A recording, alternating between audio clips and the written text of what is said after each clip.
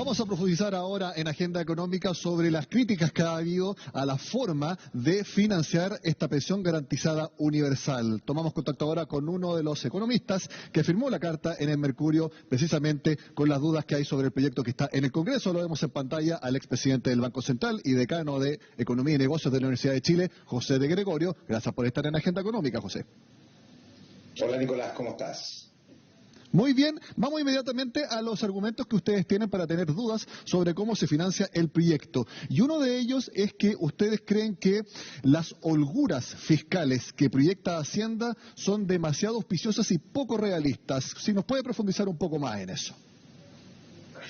Bueno, lo primero, ya vamos derecho a eso. Lo que pasa es que las holguras se calculan con un conjunto de supuestos de crecimiento y cosas así. Este año hemos tenido nosotros un crecimiento elevado, ¿no es cierto? Y eso podría generar más holgura, pero por otra parte estamos con un déficit fiscal estructural de 4,4, lo que significa que la situación fiscal es bien estrecha, es bien difícil decir que uno le sobra o que tiene espacio.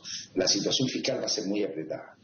Y el argumento central que nosotros hacemos, más allá de los detalles, es, mira, aquí hay dos cosas por carril aparte: un proyecto de impuestos, exenciones que financiaría un tercio de esto, ¿no es cierto?, más la discusión sobre la holgura, que es algo que hay que discutir, y más además un menor aporte al Fondo de Reserva de Pensiones.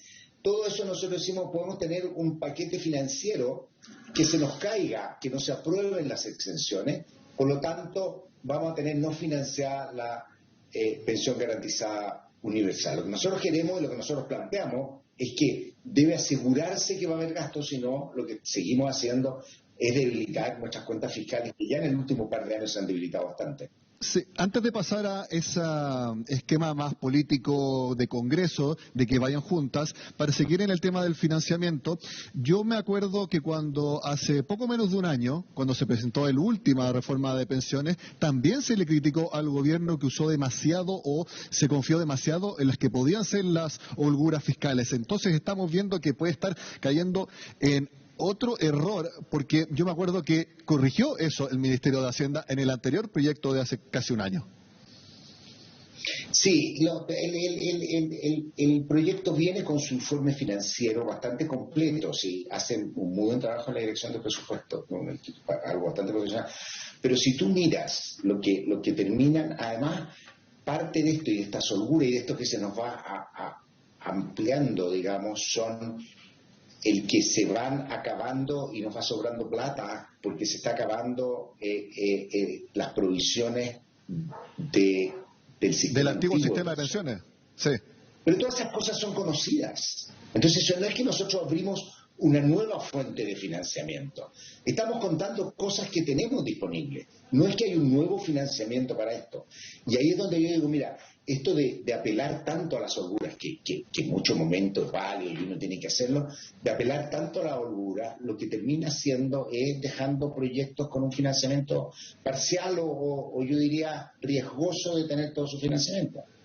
Sí, porque, por ejemplo, el desvío de fondos de reserva de pensiones por ley se tiene que destinar entre 0,2 y 0,5% del PIB, y el proyecto dice que en vez de destinar 0,2, se destine 0,1% al fondo de reserva de pensiones y el restante 0,1% del PIB vaya directamente a esta PGU. La verdad es que tampoco eso es un desvío muy importante como para que sea una fuente de desfinanciamiento tan grande. Aquí lo que ustedes apuntan a que depender de esta holgura.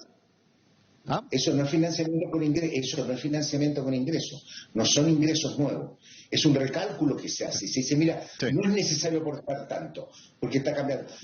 Lo que a mí me preocupa y que me motivó también mucho en la discusión que tuvimos para escribir esta carta es que nosotros estamos haciendo una reforma de pensiones parcial, la parte de transferencia social, pero no estamos haciendo nada con la reforma de pensiones grandes que nos pueden requerir de nuevos esfuerzos fiscales. Entonces, es importante que Chile tenga una reforma de pensiones donde se cambie la tasa de cotización, va a haber toda una discusión sobre cuánto es ahorro individual, que ya dijo el presidente electo, ¿no es cierto?, que son 2/3 de lo que se cotice, cómo va a ser el esquema redistributivo, cómo se van a manejar los fondos, cuáles van a ser los aportes que van a haber y los seguros para gente que no va a poder cotizar. Todo eso puede requerir ingresos fiscales. Por lo tanto, lo que a mí me gustaría, yo sé que esperar los beneficios no es muy bueno y la pensión básica universal como idea es buena. El problema es si podemos financiarla y si eso nos deja espacio para un montón de otras cosas sociales que tenemos que hacer, y además que nosotros tenemos que generar un incentivo a que el Congreso, y esto es como una, efectivamente como tú dices, como una visión de estrategia legislativa o de política pública, y nosotros deberíamos tener un sistema en el cual el Congreso apruebe de una vez por todas una reforma de pensiones. La presidenta Bachelet presentó una, la perdió incluso con votos de su coalición. Después presenta el presidente Piñera uno, se arregla, no llegan a acuerdos y no tenemos reforma de pensiones. Llevamos más de 6 años en esto. Y si hubiéramos aprobado una reforma de pensiones hace 6 años, hoy día ya estaríamos con tasa de cotización razonable. Entonces hoy día vamos por el camino más fácil, que es decir, vamos con la transferencia. Con el financiamiento no asegurado. Ese es el punto que quisiera ir precisamente al argumento político y de esquema de tramitación que ustedes mencionan, porque parece de toda lógica que si se van a hacer aumentos a la pensión, en este caso garantizada universal, y eso requiera financiamiento adicional, que vayan juntos, no que vayan por carriles separados, porque como ustedes criticaban, uno se puede quedar estancado y se aprueba solamente el de mayor gasto. Pero también eso mismo se le pedía al gobierno hace algunos meses, que no fuera todo junto, sino que primero vayamos por aprobar el aumento en las pensiones. Entonces, en algún momento, lo que se le pedía, ahora se le criticaba. Entonces, eso también enreda un poco el avance en algo que usted mismo dice, mejoras a las pensiones, porque eso no hay avance nunca, siempre se queda en la discusión política. Entonces, independiente del mecanismo que se usa, siempre estamos quedándonos en lo mismo. Yo no me hago cargo de lo que dijo un político hace 6 meses y lo que dijo ahora. Es bastante variable en general. Eso lo debería juzgar la ciudadanía. Efectivamente dice, mira, vamos juntos, pagámonos separados, ponémonos con esto. Vinieron elecciones donde los ofertones fueron sumamente importantes. Pero te voy a dar un ejemplo y te voy a decir una cosa mientras conversábamos que he tenido siempre como en esta idea de que tenemos que ir financiando. Chile tiene un montón de necesidades. El presidente electo tiene un programa bastante ambicioso desde el punto de vista de transferencias sociales y de apoyo a las familias que más lo necesitan, pero va a tener que priorizar y va a tener además que conseguir los ingresos. Es muy fácil tener, por ejemplo, una pensión garantizada, digamos, de 200.000 pesos y que la próxima elección los candidatos empiecen a competir por quién va a llegar más arriba. Entonces uno dice, mira, yo voy a subir a 300.000 pesos. Total, después discutirán cómo lo hacen. Es importante que en esas discusiones traigamos amarrado el tema presupuestario. Chile, su situación fiscal se ha debilitado muchísimo en los últimos 2 años. Partimos, que se dio con deuda de 25, vamos a terminar en 40, inédito, justificado en gran parte, ¿no es cierto?, por la pandemia, a destiempo, debería haber sido mucho más cargado el 2020, fue mucho más cargado el 2021, podemos tener una larga discusión sobre eso, pero tenemos una situación fiscal más débil y tenemos que acompañar, si nosotros queremos tener una economía donde las tasas de interés sean bajas, lo cual favorece a todo el mundo, ¿no es cierto?, en términos de crédito hipotecario, de inversiones, ¿no es cierto?, una economía que genere confianza, tenemos que tener cuentas fiscales sólidas.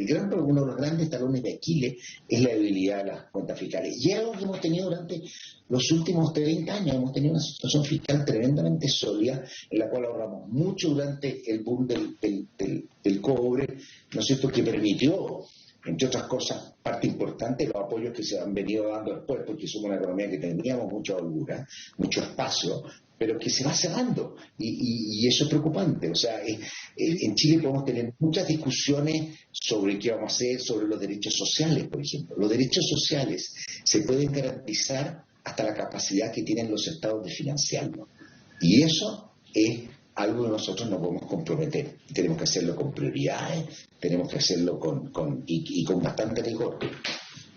¿Usted cree entonces, José, con ese mensaje de que hay que priorizar y que se ha mencionado en otras instancias, que pensando en un realismo político para el próximo gobierno, que si va a priorizar tiene que ser en la reforma de pensiones, que ya en sí va a ser un proyecto bien difícil de legislar, si es que se hace como a usted también le gustaría, que es Alza en la pensión, financiamiento, discusión de cómo va a ser el nuevo pilar contributivo, porque va a haber alza en las cotizaciones, todo eso junto, uno debería pensar que si se quiere priorizar, ahí tendría que estar el objetivo primordial. Si yo fuera quien tiene la posibilidad de priorizar y sin una visión completa, porque no conozco las alineaciones políticas y todos los problemas que van a enfrentar la próxima administración, yo creo que hay dos cosas claves que debería anunciar desde un principio y trabajar.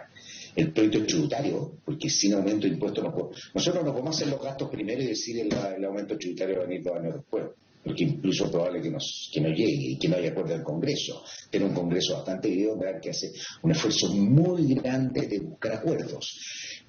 Los proyectos no van a ser el óptimo para nadie, todos van a tener que ceder algo, pero de eso se trata la democracia y el hacer en democracia política, es tratar de buscar acuerdos para avanzar en la dirección correcta y lo mejor posible. Y el rol que tenemos nosotros los técnicos es decir dónde hay fallas, ¿no es cierto? Y del mundo académico, decir dónde hay problemas, qué es lo que tenemos entonces, que... José, usted dice entonces primero, que proyecto tributario tributaria y pensiones. Y reforma de pensiones y pensiones. Pensiones porque demostraría un tremendo liderazgo del gobierno, demostraría una tremenda capacidad de llegar a acuerdos en uno de los temas que más divide a la población, a los políticos, a los analistas, ¿no es cierto? Si lograra llegar a un acuerdo en el cual a cabo del primer año de gobierno tenemos más o menos avanzada, cerrada, aprobada una reforma de pensiones, sería ejemplar, porque si no vamos a seguir con el viejo pateando piedras. Si venimos pateando piedras hace muchos años en tema previsional y seguimos discutiendo y las previsiones son bajas y hay que subirlas, bueno, hay que hacer esfuerzo y hay que discutirlo. Yo diría eso. Sí. Tiene también otras cosas importantes en materia laboral que va a tener que ir definiendo, en materia de sus reformas, va a tener que elegir qué reforma. Yo dejaría atrás toda esa creación de empresas de las ferreterías públicas y esas cosas que fueron como agregados. Tiene un desafío bien importante en materia de una nueva política industrial, que ojalá, ¿no es cierto?, puedan hacer algo. Hay ideas que son interesantes, como partiendo de la base que yo conversando con gente que había estado en esta decisión, la base, Chile es un país bien raro, donde cambia el gobierno y cambia el ejecutivo y las políticas de la Corfo. Nosotros deberíamos tener al menos una estructura relativamente estable. Creo que en esas cosas tenemos que avanzar. Creo que hay buenas ideas, creo que hay ideas malas, pero ahí es donde priorizamos. Ojalá dejemos las cosas malas y las cosas que nos puedan unir, que podamos llegar a acuerdos y avanzar para tener un mejor país, siempre bienvenido.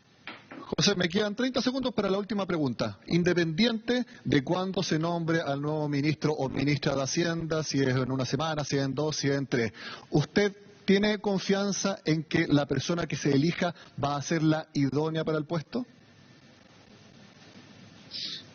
En menos de 30 segundos. Yo creo que primero me carga el pautear. Creo que tienen que nombrar los mejores posibles. Creo que el Ministerio de Hacienda es un ministerio clave. A quien nombre vamos a tener que ayudar. Como siempre una ayuda, a veces con crítica. Yo creo que el día del Ministerio de Hacienda está muy contento con lo que dijimos, pero normalmente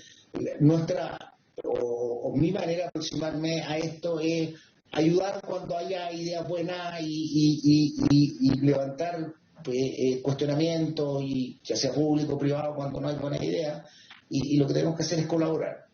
Yo creo que lo peor, Chile se ha polarizado, lo que dice uno es malo, lo que digo mi lado es lo bueno. Yo creo que tenemos que entender un poquito, ser un poquito más flexibles y apoyar a que le vaya bien al gobierno. Eso es como lo que deberíamos hacer con todos los gobiernos, ¿no es cierto? Ayudar a que terminen. Perfecto. Y que hagan las cosas. José de Gregorio, expresidente del Banco Central, como siempre, gracias por estar en Agenda Económica. Que esté muy bien. Mucho gusto de haber hablado contigo y con quienes nos están escuchando. De esta manera terminamos la agenda.